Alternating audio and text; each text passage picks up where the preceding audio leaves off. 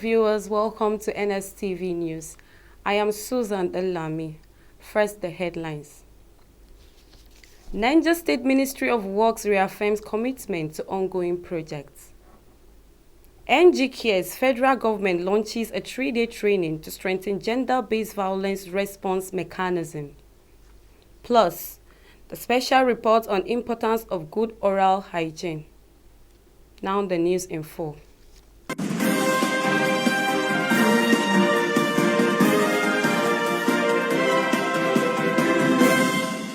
Permanent Secretary, Niger State Ministry of Works and Infrastructural Development, QS Hassan Baba Itu, says the ministry, in collaboration with the New Niger Development Initiative, is working to ensure that all ongoing projects progress according to specifications once the dry season begins. Hassan Baba Itu stated this while speaking to journalists on misconceptions surrounding the slow pace of work on urban roads and other major projects in the states. The reports. While addressing, the Permanent Secretary of Ministry of Works, QS Hassan Baba Itu, said that the Ministry of Works operates an open-door policy and encourage members of the public to approach the ministry directly for accurate information rather than relying on rumors. Publication on social media alleging that that the project estate has been stalled, also alleging that there is a poor quality job across the state. And the person also alleged that construction activities, some residents have to pay some amount of money to contractors to construct access slabs to their houses. And the person also highlighted the issue of not having synergy with some of our sister agencies.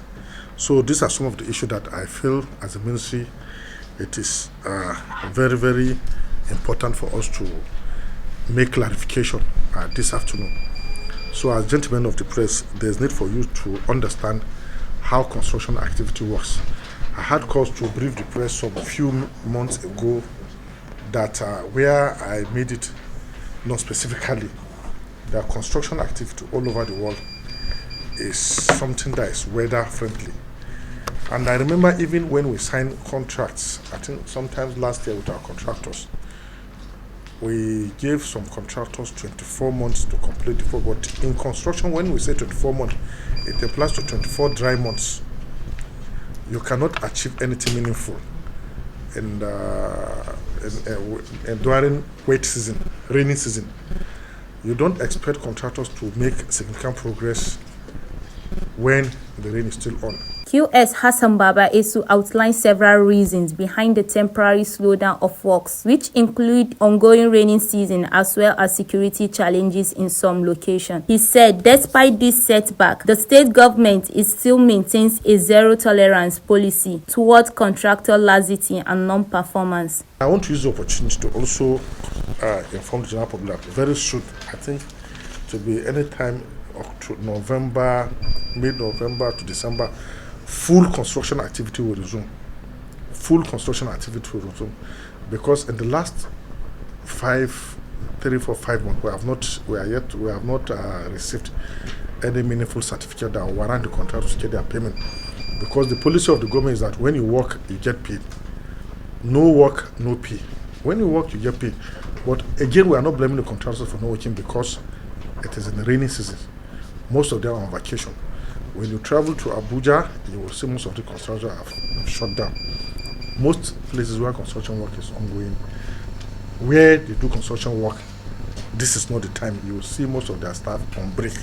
So this is one of the issues that I need to put straight for you.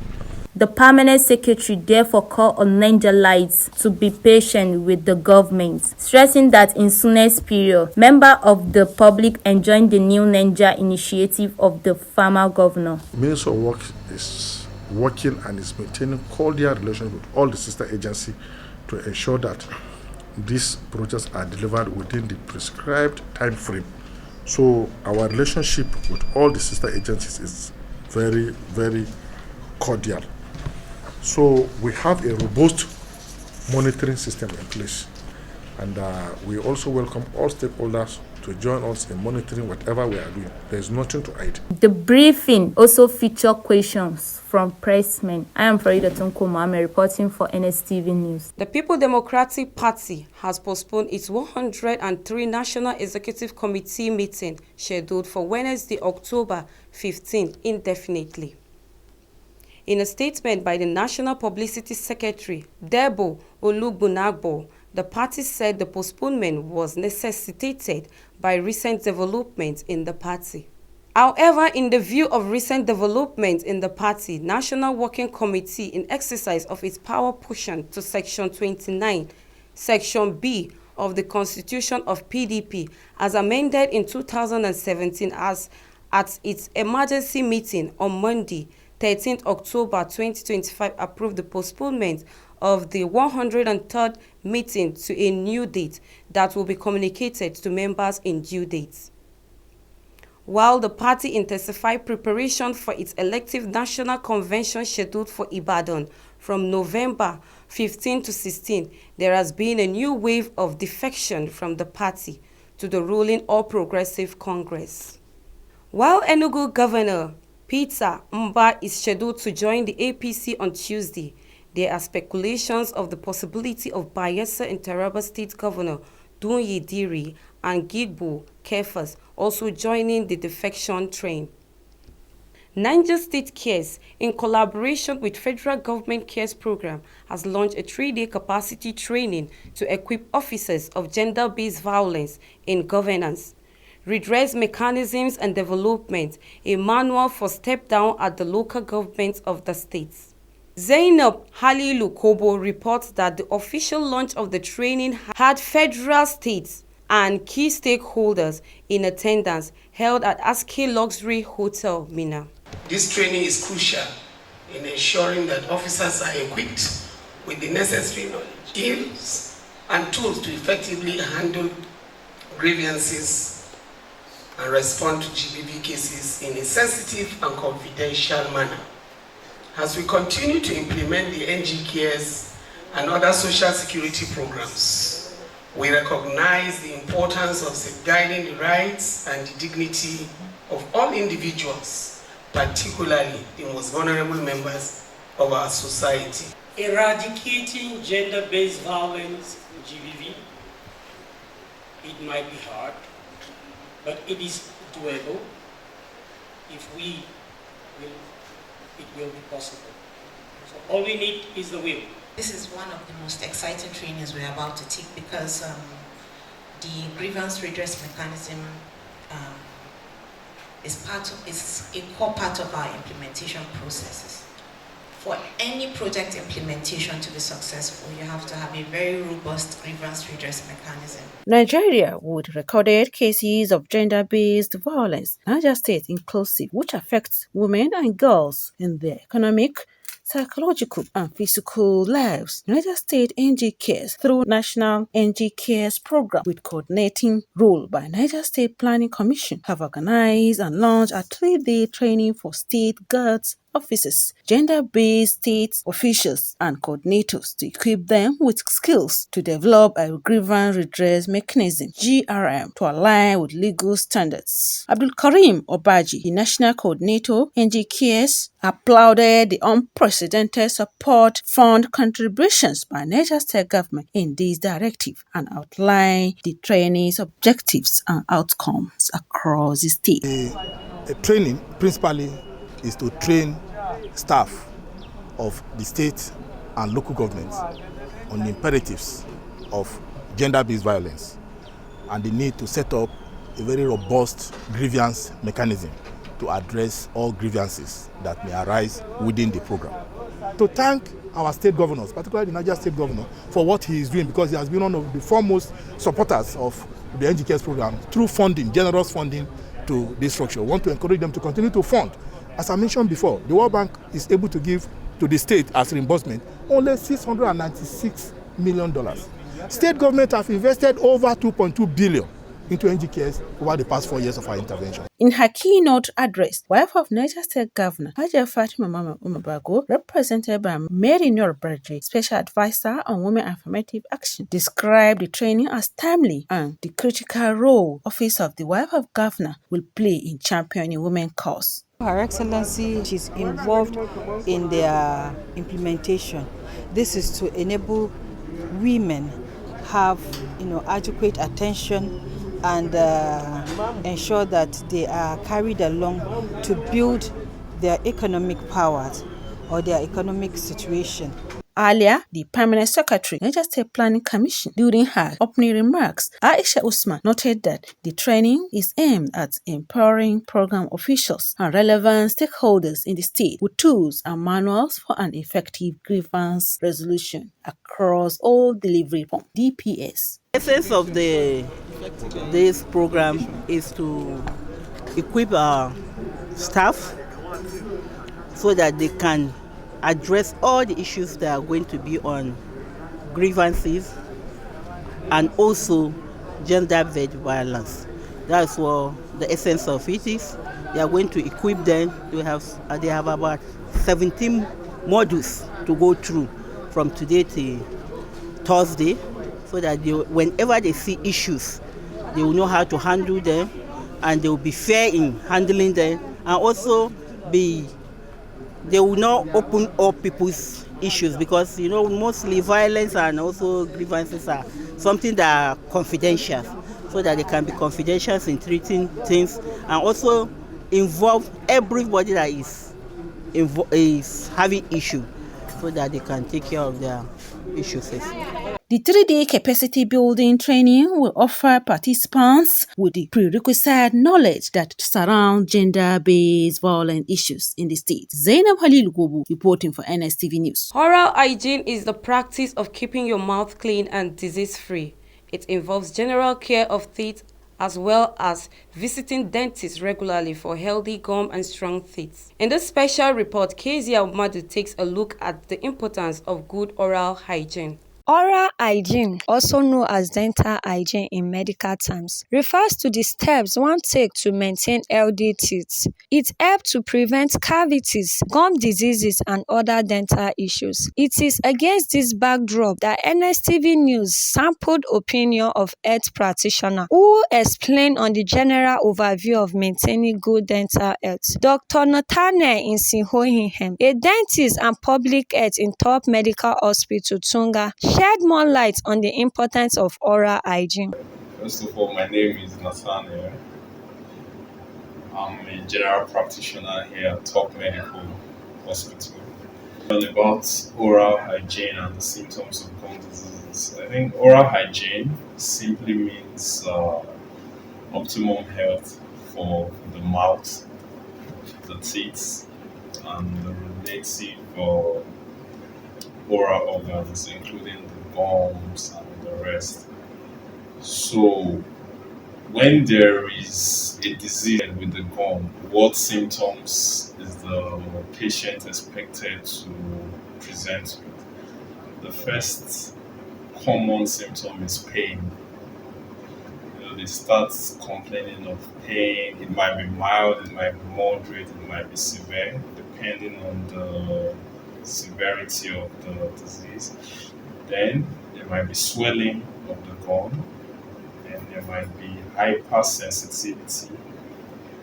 In some cases, the patient tells you they can't eat something sugary because it irritates their teeth, or when they drink cold water, they have some funny sensations. So these are some of the symptoms of gum disease. Dr. Nathaniel then advised the general public to visit their dentist, brush twice daily, and cultivate the habit of changing their toothbrush every 3 months for optimal good oral health practice and prevention of oral-related diseases. Improving your oral health is simple. The first thing is brushing your mouth. You need to know how to brush your mouth. Back then, we are told you brush your mouth upward, downward, and not sideways. But when you want to practice that upward, downward practice, you discover that you can't really brush the depths of your oral cavity. So we advise that you do the upward downward to the best of your ability. Then you can do the sideways in the inner parts of your teeth. Then try as much as you can to brush twice every day, morning and evening. And after brushing in the evening, try to avoid eating something before you go to bed. Even though want to eat something, it shouldn't be something sweet or something sugary, because that will give those microbes or bacteria some opportunity to act in your mouth even after brushing. Do you understand? And you should also use toothbrushes that are not so hard or so soft, moderate, depending on your tooth type. But for smokers, we advise they use stronger toothbrushes. Do you understand? So I use toothpaste that contain fluoride.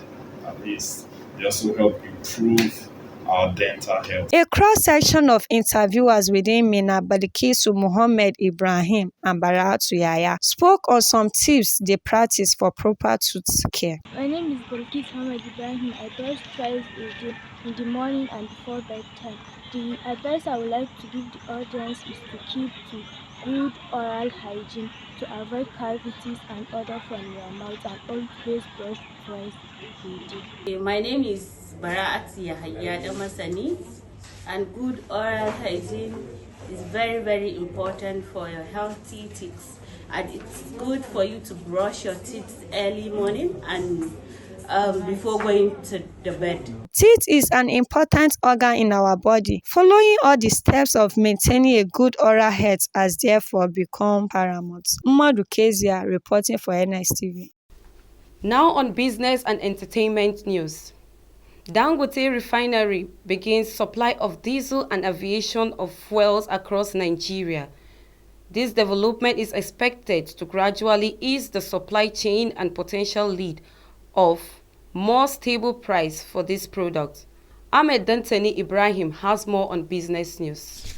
This resilience has made the nation vulnerable to global price shocks, supply chain disruptions, and massive foreign exchange outflows, where billions of dollars are spent annually to import what the country can theoretically produce itself. The refinery's move from construction to active distribution is, therefore, being held as a potential game changer. Currently, the refinery has begun with the supply of automotive gas oil, AGO, commonly known as diesel, and aviation turbine kerosene, ATK, or aviation fuel. The immediate impact is most visible in the diesel market. Prior to this, diesel prices were highly volatile and heavily influenced by international costs and the forex rates at which importers sourced dollars. The economic implications of the development extend for beyond just price stability. Firstly, it is a significant step towards conserving Nigeria's foreign reserves. The funds that would have been used to import this product can now be redirected to other critical sectors of the economy. The refinery's full potential will only be realized when it begins the large-scale production and distribution of premium motor spirit, PMS, or petrol, which is most widely consumed petroleum product in Nigeria. I am Ahmed Ibrahim, reporting for NSTV News. Reality TV star and entrepreneur Tacha Akidi, popularly known as Tacha, has successfully conducted a 24-hour Guinness World Record attempt for the most makeover done in a single day. The media personality wrapped up the marathon section at 3:30 p.m. on Sunday at the John Rado Center for Yoruba Culture and History, Lagos, the same venue where she began the challenge on Saturday. Favor Obasi has more. According to reports, Tacha experienced brief technical hitches, including a mini power outage during the early hours of the attempt. Despite the setback, she remained undeterred, maintaining a brisk pace and completing makeovers on 145 models comprising both men and women. Each model's transformation was documented with professional headshots and runway showcases as part of Tacha Beauty Festival, which formed the backdrop of the record bid. The models, including influencer Michi, Secretary Venita Akpofure, Wani and Handi represented diverse body types and skin tones, showcasing Thatcher's versatility and speed under pressure. Her record-breaking ambition, she said earlier, was inspired by her desire to celebrate creativity, consistency, and the strength of Nigerian women in the global beauty industry. The event attracted a host of celebrities, influencers, and public figures who came to show support. Favor Obasi reporting for NSTV News. To end the news, here are the main items. Niger State Ministry of Works has reaffirmed commitment to ongoing projects. NG Cares federal government had launched a 3-day training to strengthen gender-based violence response mechanism. Plus, we brought you a special report on the importance of good oral hygiene. That does it for today's bulletin. Thanks for watching.